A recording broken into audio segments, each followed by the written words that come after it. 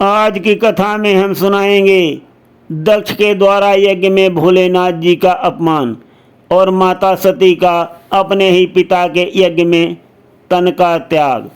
भोलेनाथ जी का क्रोध, दक्ष के यज्ञ को करा करके विध्वंस और काटा उनका सिर, और बाद में क्यों जोड़ा गया बकरे का सिर। प्रस्तुत कथा में सुनिए सारा हाल। माता सती जो थी वो दक्ष की सबसे छोटी पुत्री थी और अपने घर में बहुत ही लाड़ और प्यार से पली थी। सती के माता पिता ने उनके विवाह के योग्य हो जाने पर बहुत सुंदर सुंदर वरों की खोज की, परंतु माता सती ने सबसे विवाह करने के लिए मना कर दिया। किसी को नहीं पसंद किया उन्होंने।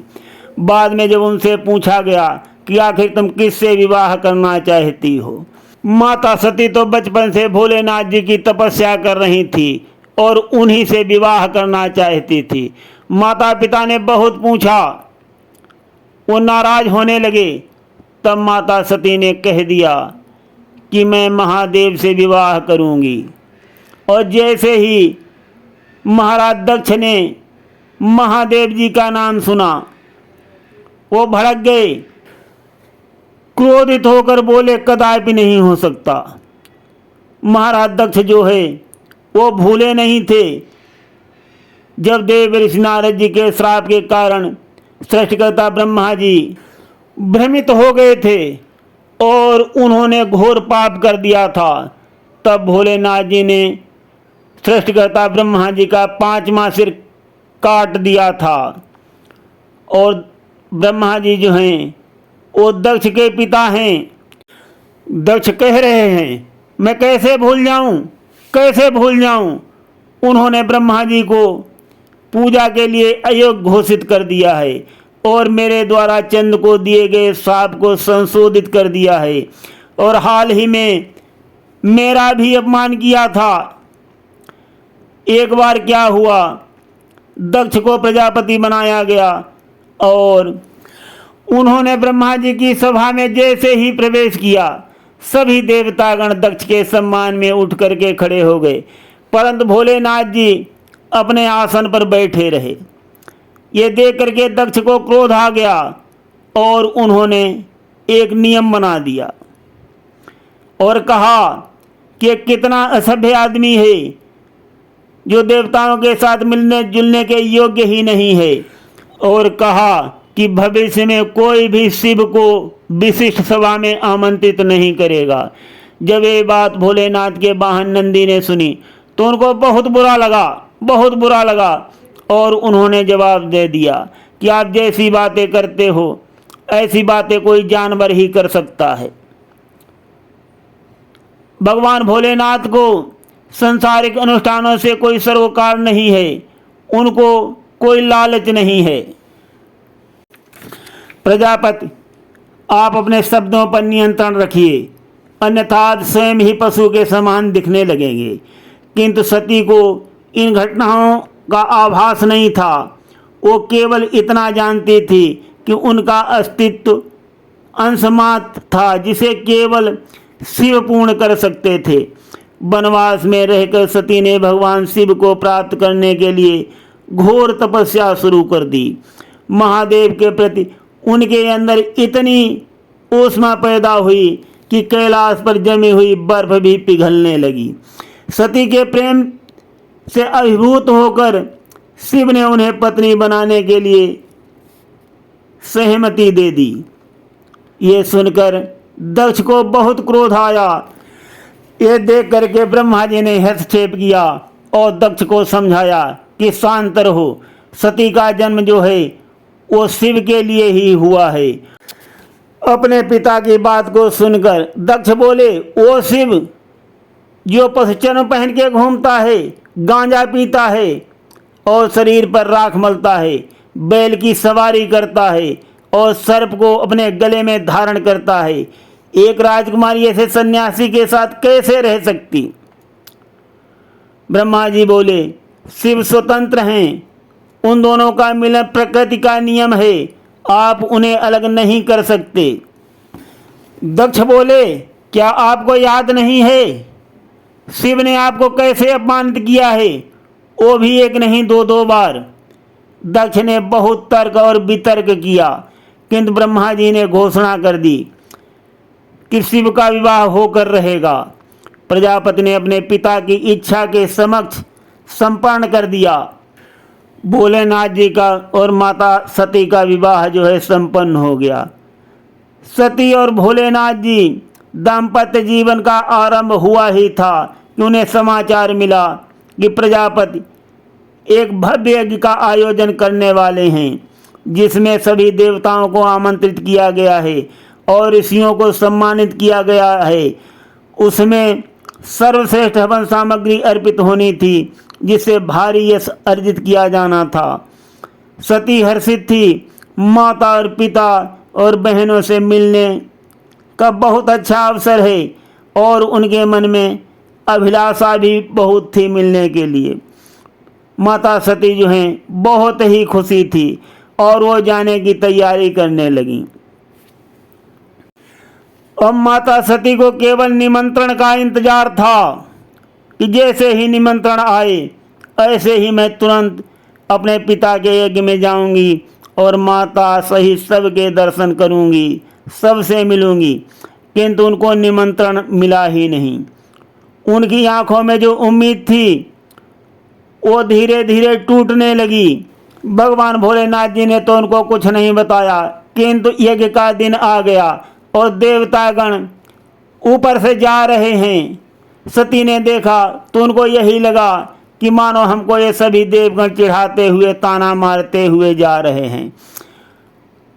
तो उनको बहुत दुख हुआ। और इधर जो है दक्ष ने सती को यज्ञ से बहिष्कार कर दिया था।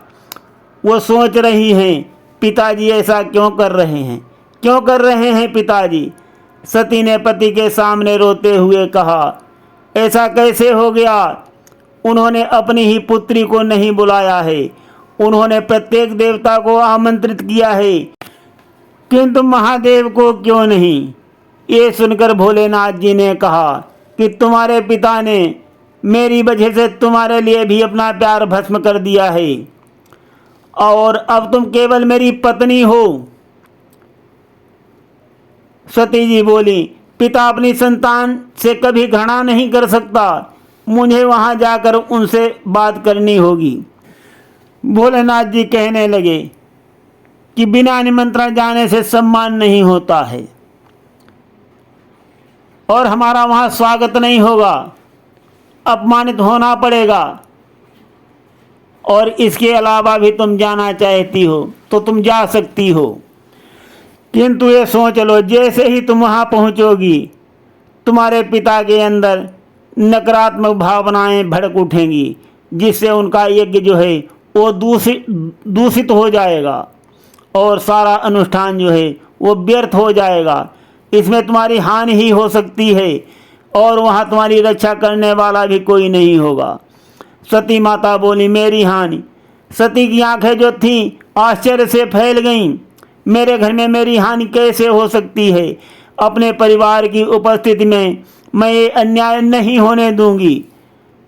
आप कहते हैं कि मेरे पिता मुझसे घृणा करते हैं, परंतु जब मैं उनके सामने जाऊंगी तो वो पुनः मुझसे प्रेम करने लगेंगे। शिव जी ने सती को बार बार समझाया और बहुत कोशिश की कि ये सती वहाँ न जाएं, परंतु उन्होंने नहीं माना। जब नहीं माना तब भगवान भोलेनाथ जी ने नंदी को आदेश दिया और कहा कि सती को लेकर के कनखल दक्ष के यज्ञ में चले जाओ। सती यज्ञ में पहुंची तो चकित रह गईं।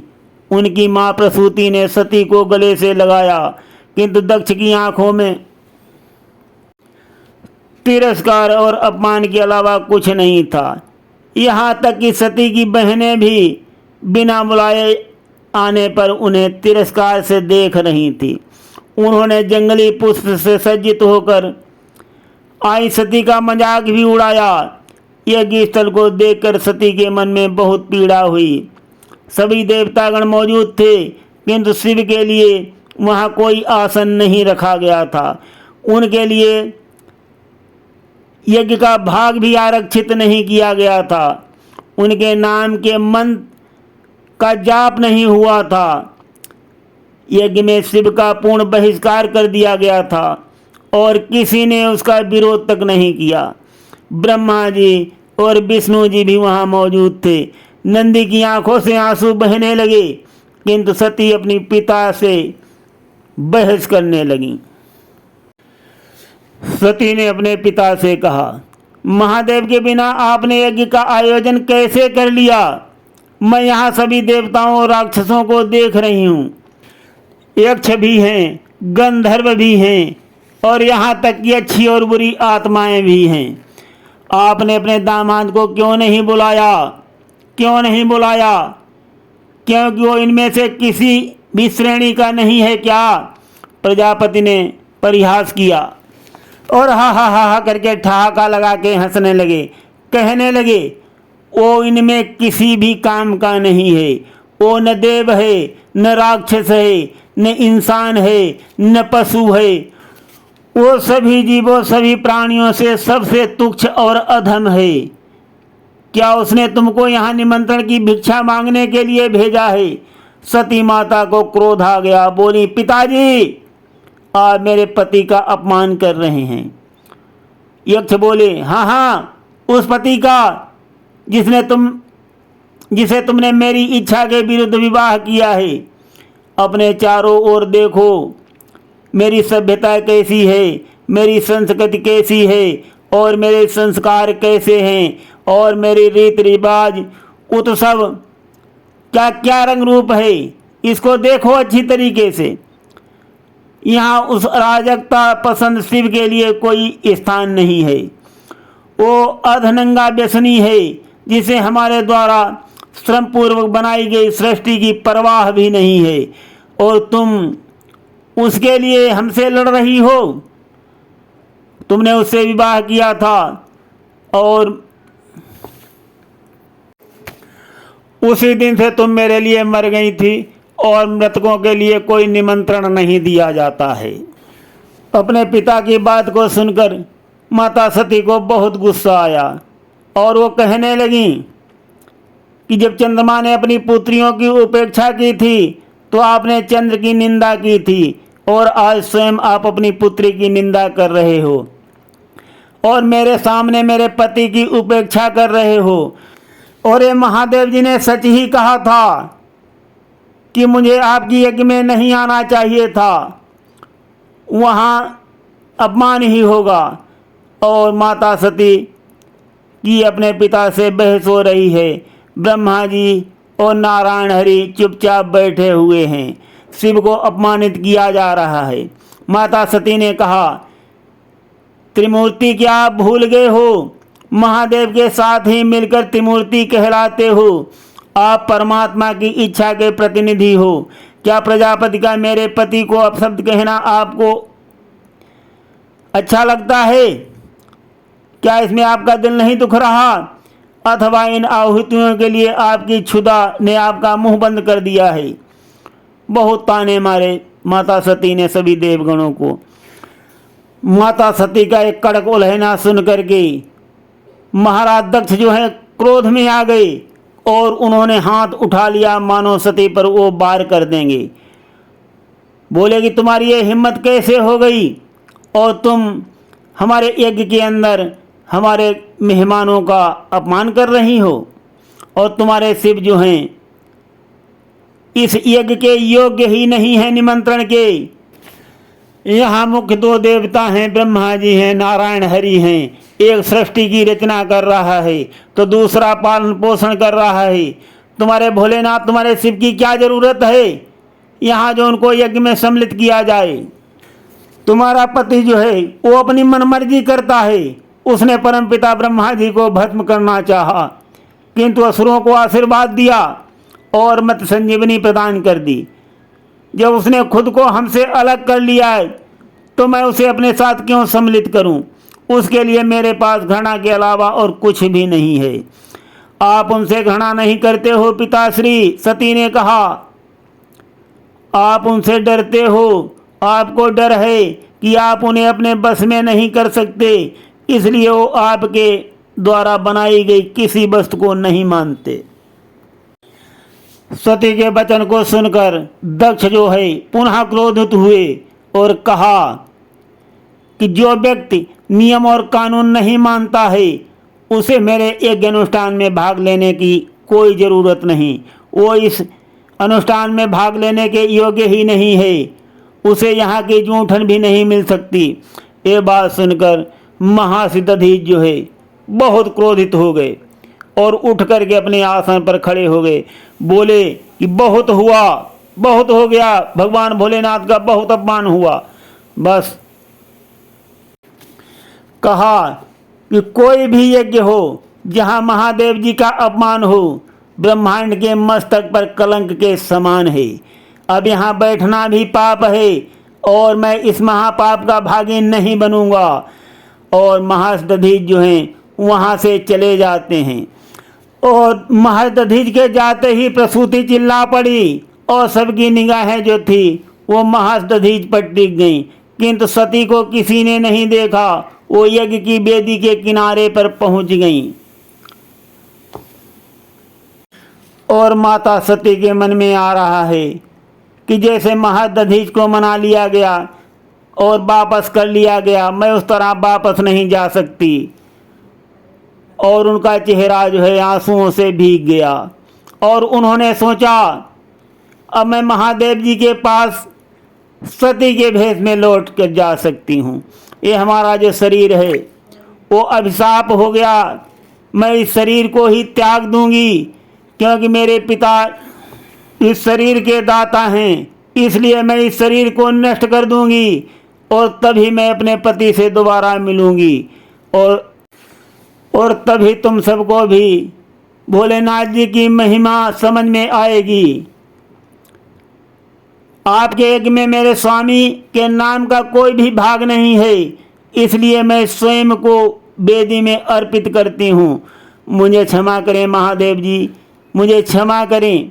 दक्ष ने ये बात सुन ली और माता सती को डांटते हुए कहा कि बस बंद करो शिव का जपना और मेरी यज्ञ की वेदी को भी अपवित्र कर रही हो। यज्ञ से की वेदी से दूर हट जाओ। इस बार माता पार्वती ने गरज कर कहा, दुष्ट दक्ष। उनकी आंखें जो हैं वो लाल हो गई थी, आवाज़ भी जो है वो तीखी हो गई थी। बोली, तुम भूल गए हो कि मैं आदिशक्ति हूँ। मैंने तुम्हारे और प्रसूति के घर में इसलिए जन्म लिया था क्योंकि तुमने मेरा आह्वान किया था। मैंने तुम्हें उस समय सावधान किया था कि जिस दिन तुम मेरा अपमान करोगे मैं तुम्हारा परित्याग कर दूंगी। और ये कहकर माता सती ने यज्ञाग्नि में कूद गईं। सब लोग पीछे हट गए, उनका मांस जलना शुरू हो गया। वहाँ भयंकर अपशगुन होने लगे, आसमान काला हो गया, गिद्ध झपट्टा मारने लगे और गीदड़ियाँ हाहाकार करने लगीं। वायु क्रुद्ध हो गई, आत्मा की भ्रांतियाँ अग्निशिखाओं को बुझाने लगीं। सती ने जैसे ही अंतिम सांस ली और भोलेनाथ जी तपस्या में मग्न थे, उनके नेत्र खुल गए। पीड़ा और रोष से कांपते हुए शिव ने अपने सिर के केश की लट तोड़ी और नीचे पटक दी। जमीन में लट को पटकते ही वीरभद्र नाम के 3 नेत्र और 1000 भुजा वाला एक भयानक प्राणी प्रकट हुआ। उसने भोलेनाथ जी को प्रणाम किया और कहा कि महादेव जी क्या आज्ञा है, दक्ष के यज्ञ को ध्वंस कर दो। महादेव जी ने आज्ञा दे दी और यज्ञ स्थल से अब सब लोग भयभीत होकर भागने लगे। वीरभद्र ने त्वचा के छिद्रों से अनेक भयानक प्राणियों को उत्पन्न किया और वे सब के सब यज्ञ को विध्वंस करने लगे। देवताओं को आहत और मनुष्यों को मारने लगे। और आज हम कथा को यहीं पर विश्राम देते हैं।